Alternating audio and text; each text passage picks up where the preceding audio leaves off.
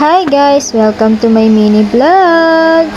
Kahapon pa nga pala tong video na to, ngayon ko lang may upload. Hindi kasi ako nakapag-edit kahapon. Medyo nawawala-wala nga yung signal dahil nga sa sobrang lakas ng hangin at ulan. Dulot ng bagyong uwan. So ayun, umaga nga ng mga oras na to at nag-aalmusal kami ng anak ko. Panay nga ang tawa dahil sa pinapanood niya. Hindi na nga talaga nakakain ng ayos dahil nga sa kakatawa. Hala, sige, pag nabulunan ka talaga dyang bata ka. Ayan nga at sinubuan pa talaga ako ng kinakain niya. Salamat na nga lang talaga ako kay Lord dahil binigyan niya ako ng napaka-sweet, napakalambing at napakabait na bata. Hindi ko nga talaga pinagsisisihan na nagkaroon agad ako ng anak sa murang edad. Pero syempre, huwag niyo akong tutularan. Fast forward, ito nga pala yung video kahapon. Signal number 3 na nga dito sa amin kahapon sa Laguna.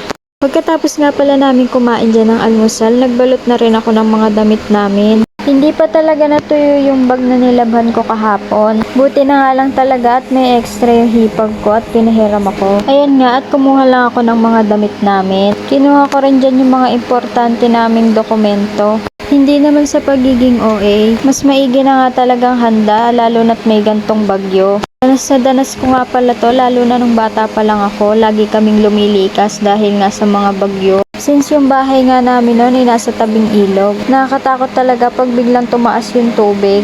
Kaya pag may ganyang bagyo noon, lumilikas na agad kami. So ayun na nga, inaayos ko nga lang pala tong tiklop ng damit at ilalagay ko na dyan sa bag. Maglalagay nga din pala ako dyan ng kumot at saka tuwalya.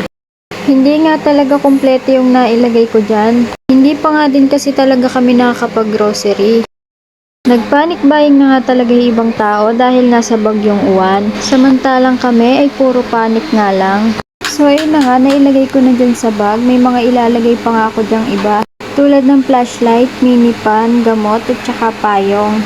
Nang mailagay ko na nga dyan lahat, ay dodoblehin ko pa yan ng isa pang eco bag.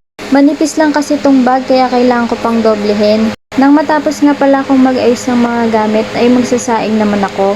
Dahil nga magtatanghalian na.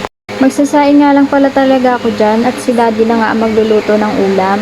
Nagluto nga lang pala si daddy ng bulanglang. Tamang-tama nga tong ulam namin ngayon dahil malamig ang panahon. Nang matapos nga si dadding magluto ng ulam, ayan at nagsandok na rin agad kami para makakain na. Fast forward, kinaumagahan na nga pala to at ayan na nga mataas na yung tubig. Dahil nga malakas ang ulan kahapon kaya ayan tumaas na. So ayun lang naman for today's video. Thanks for watching. Bye!